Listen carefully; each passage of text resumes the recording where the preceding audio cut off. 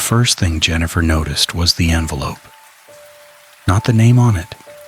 Not at first. Just the weight. A thin credit card bill should have felt like paper, nothing more.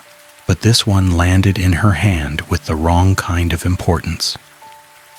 The mailbox was cold enough to sting her fingertips, and the December air in Utah had that dry metallic bite that makes every breath feel scraped clean. Across the street, someone's porch light buzzed. A dog barked once, then stopped. Her husband, Brian Ruff, had been missing for days, and now a bill had arrived for a card she didn't know he had. That was the first crack.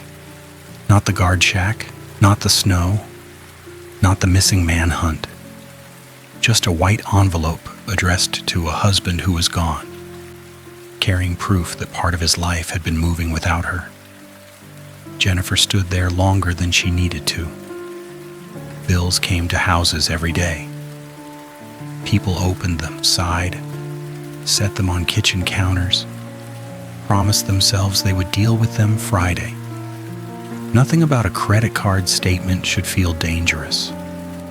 But Brian had vanished from his night shift at the Kennecott copper mine, one of the largest mining operations outside Salt Lake City.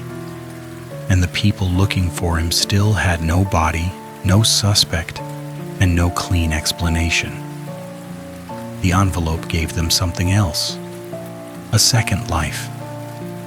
Brian was 22 years old, working security at the mine while trying to get through nursing school. He was young enough to still believe he could restart his life by wanting it badly enough, and old enough to already feel trapped by bills, marriage pressure, a growing family, and the kind of exhaustion that does not announce itself. It just starts changing how a person speaks at dinner. He and Jennifer had a child. Another baby was on the way. Money was tight. Their marriage had been under pressure long before anyone called the sheriff's department. 1 month before he disappeared, Brian had left. Not forever. At least, that was what he later claimed. He left a note. He turned in his security badge. He told his boss he quit. Then he drove away from Utah and spent days on the road, first in Las Vegas, then farther west. When he came back because family gravity pulled harder than whatever he thought he was escaping. His daughter had gotten sick. Pneumonia. Emergency room sick. That news reached him while he was away, and he returned to Utah. Jennifer took him back. That part matters. Because forgiveness does not erase the thing being forgiven. It just lets people keep living in the same house while the shape of the damage sits between them. Brian returned, but the old normal did not. He still had school, he still had night shifts, Jennifer still had work. The bills still came. The baby was still coming. Every room in the house still held the memory of him choosing to leave once. Then came December 10th, 1991. Around 6:30 that evening, Brian sat inside a small guard shack at a remote service gate on Kennecott property. The post was isolated, far from the comfortable idea of security that most people imagine. No warm front desk, no busy lobby, no line of co-workers within shouting distance. Just a chain-link gate, snow, darkness, and a small building with windows on all sides. The guard shack was barely big enough to sit in. Light from inside pressed against the glass, then died a few feet beyond it. Outside, the service road ran into the canyons. The mine itself was valuable enough to attract theft, and in the months before Brian vanished, stolen materials and equipment had become a real concern. Brian was unarmed. No camera watched the gate for him. A telephone sat inside the shack, and that was the main line between him and help. That night he had brought dinner, soup in a thermos.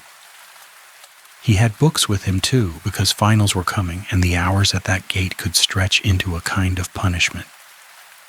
He studied while the dark pressed in from all four sides. Then the phone rang. Jennifer was calling. They spoke for a few minutes. Nothing about that part was strange. A wife checking on her husband during a night shift. A husband eating from a thermos, trying to study, trying to stay awake in a place where nothing happened until the moment something did. Then Brian saw headlights. A vehicle was coming up the road. He told Jennifer he had to go. That was the last normal sentence she ever got from him. The next person to reach the shack was his supervisor, Todd Fellows. Around 8 p.m., Todd drove up and saw the lights on inside. Brian's car was still parked nearby. That should have settled the matter. If Brian had stepped away, he could not have gone far. Not on foot. Not in that weather. Not from that isolated post. But Brian was not inside. His hat was there. His dinner was there. The soup was unfinished. The place had not been torn apart. No obvious struggle. No blood. No overturned chair screaming an answer. Just an empty guard shack and a meal interrupted so completely that the silence around it became evidence.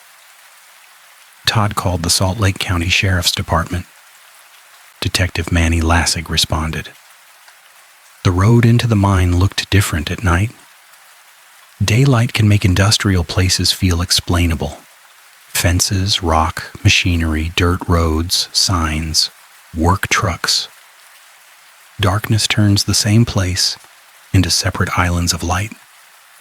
Lassig drove through snow and black canyons toward a guard shack where a 22-year-old man had apparently walked out of his life between one phone call and the next.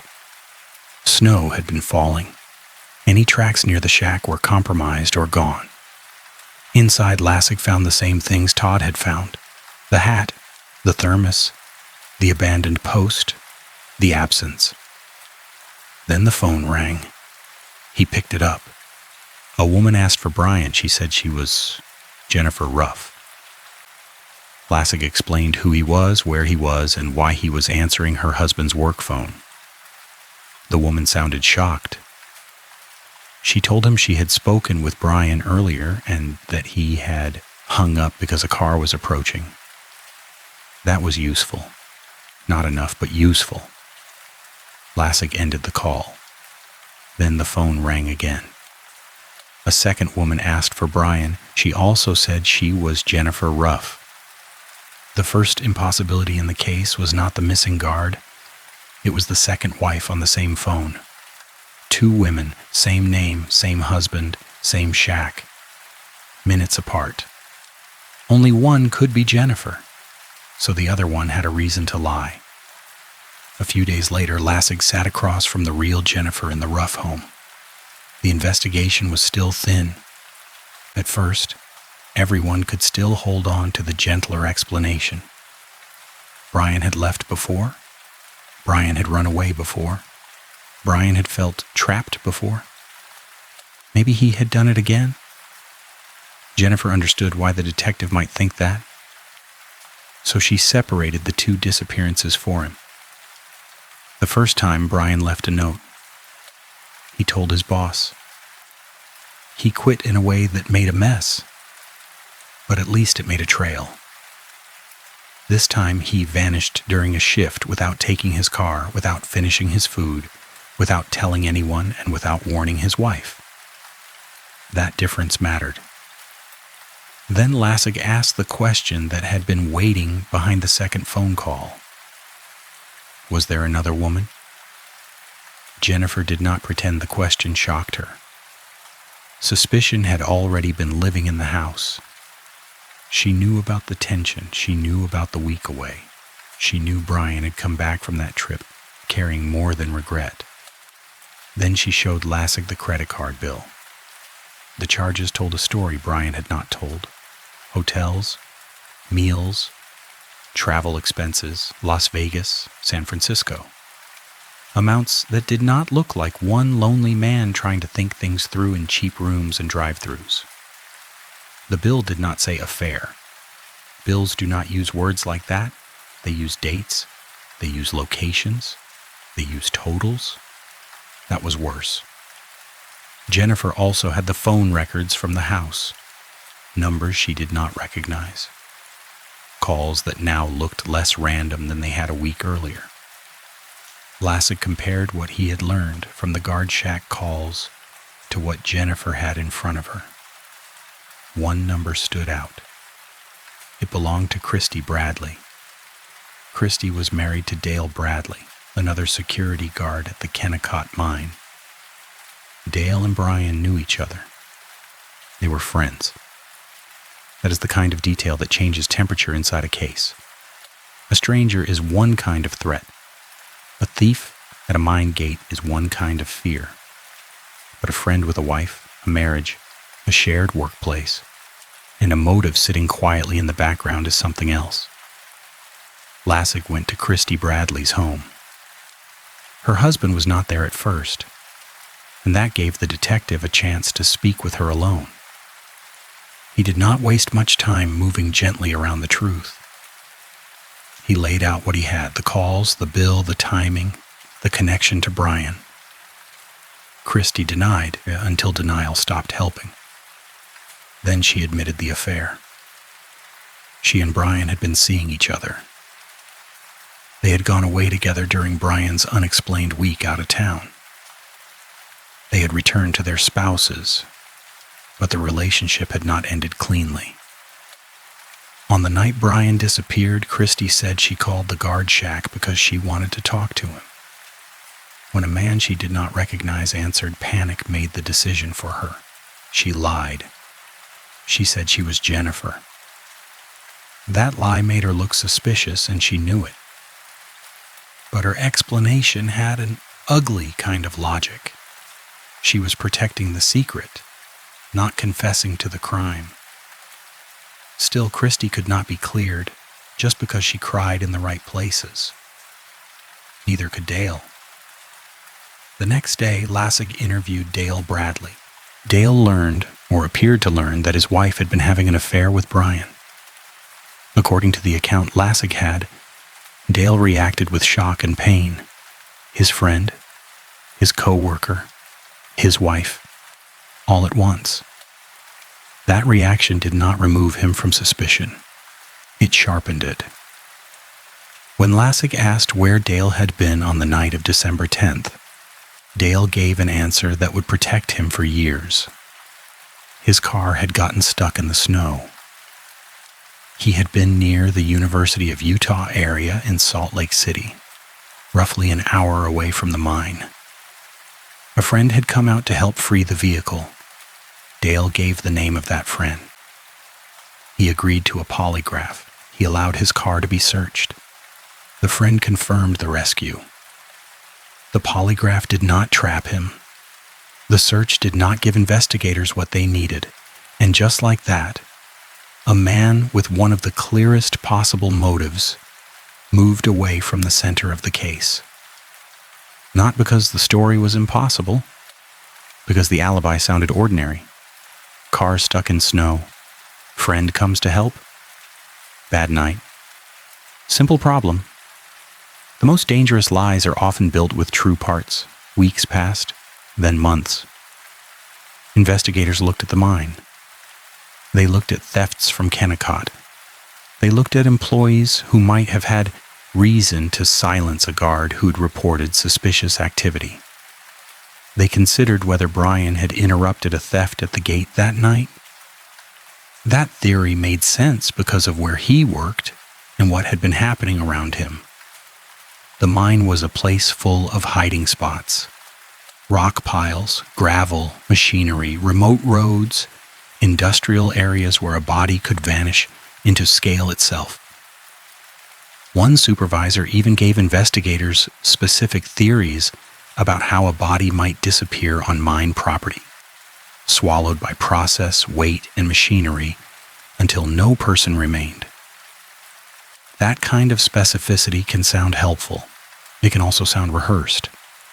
but none of it solved the case. Search teams covered ground. Dogs were used. Helicopters went up.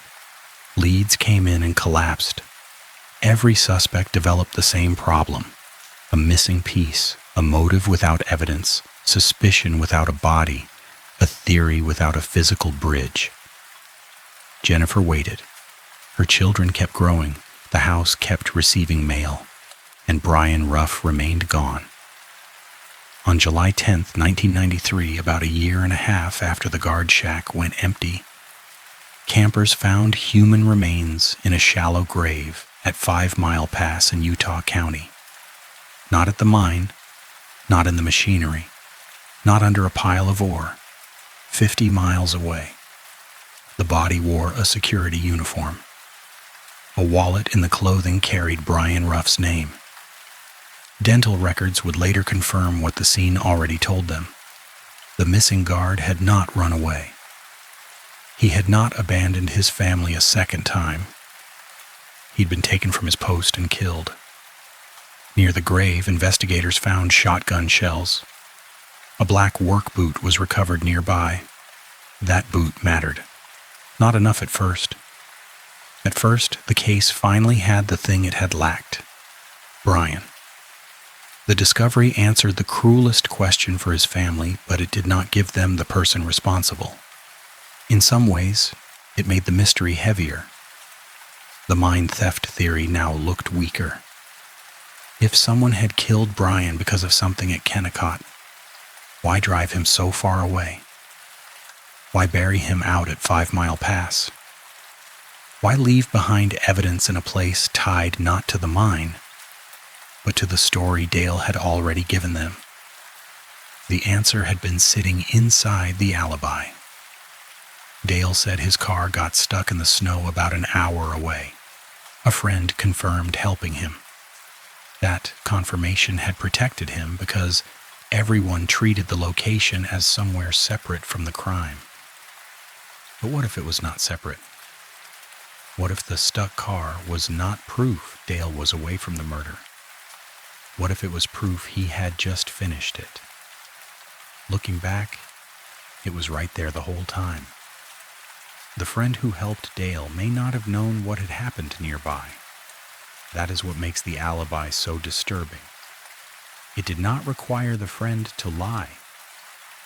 It only required him to tell the truth without knowing what the truth was attached to. He helped a man get a car out of the snow. He may have been standing near a fresh grave. The case still did not break in 1993. A body gave investigators grief, not closure. Years passed. Dale and Christy divorced. Lives moved forward in the awkward way they do after tragedy. New houses, new relationships, children getting older, memory changing shape, but never leaving. Jennifer eventually became Jennifer Ruff Campbell.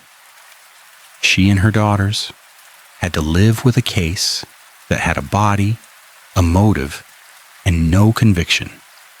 That is a very specific kind of unfinished. People say they want answers. What they really want is for the answer to become official enough that the world has to stop arguing with their pain. For more than a decade, Brian Ruff's murder sat cold. Then another woman died. Dale Bradley's second wife, Crystal Bradley, was found dead outside their trailer home in Price, Utah, in 2005. That case remained unresolved, but the fact of it reached the right person.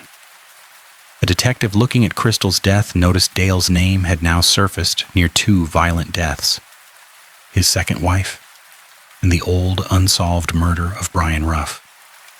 That did not prove anything, but it was enough to make someone look again. Detective Todd Park reviewed the old Ruff file with fresh eyes. Cold cases sometimes break because of new science, sometimes because of a confession, sometimes because someone finally asks the question nobody asked when the file was still warm. Park found the boot. More precisely, he found the detail on the boot. A small scuff of bright orange-red paint. Not blood. Not a fingerprint. Not a dramatic piece of evidence anyone would build a movie around. A tiny mark on the sole of a black work boot, easy to overlook, because it did not shout when investigators first saw it. But the color mattered. Bradley's car had paint that matched. A lab confirmed the connection. After 14 years, the case did not turn on the affair first. It did not turn on the phone call first. It did not even turn on the body first. It turned on a mark so small a person could have stepped over it. Dale Bradley was arrested and charged in 2005. In 2007, he pleaded guilty to reduced charges of manslaughter and kidnapping. He was sentenced to up to 40 years in prison. At sentencing, according to reporting at the time, Bradley claimed he had no memory of the shooting and referred to his diabetic condition. But the legal outcome did not depend on the memory he said he lacked. The court had the plea. The family had a name. The old alibi had collapsed into something colder than a lie. It had been a map. Police believed Brian was taken from the guard shack after a vehicle came up the service road. The person who arrived was someone he likely recognized. That detail explains the quietness of the shack more than any forced entry theory ever could. Brian walked out because a familiar car at a lonely gate does not look like danger until it is too late. He left his soup. He left his hat. He left the light on. The rest of the night was reconstructed through evidence, statements, and later proceedings. Brian was taken from the mine, transported far from the post, killed in a remote area and buried in a shallow grave. The most haunting part is not only what Dale did, it is how close the case came to naming him early. The affair pointed to him. The stuck car pointed to him. The distance pointed to him. The friend's rescue pointed to him. But each piece by itself had an innocent-shaped explanation. That is how cases go cold. Not always because there is nothing to see. Sometimes because every visible thing can be explained just enough to survive another day. Jennifer had known something was wrong when the envelope arrived. The credit card bill did not solve her husband's murder. It exposed the secret that gave the case its motive. It showed Brian had not been alone during the week he left home. It led investigators toward Christy. Christy led them toward Dale. Dale gave them the snowbound car. And the snowbound car waited 14 years to become what it really was. The last line on this case should have belonged to Brian's family. In a way, maybe it does. Jennifer and her daughters finally learned who had killed him. That did not give them back the years. It did not change the night at the guard shack. It did not let his children know their father as anything other than memory, photographs, and stories told by adults, carrying grief carefully around them. But it did end the lie that Brian simply vanished. He did not vanish. He was taken. One unresolved shadow remains. Crystal Bradley's death, the second case that helped bring attention back to Dale, remained unsolved in the reporting available at the time. That leaves a hard question behind. Without Crystal's death, how much longer would Brian's boot have stayed silent in the file? Nobody likes that question. But the boot mark answered the one Jennifer had been carrying since December. The envelope was not the end of Brian's secret. It was the beginning of Dale's.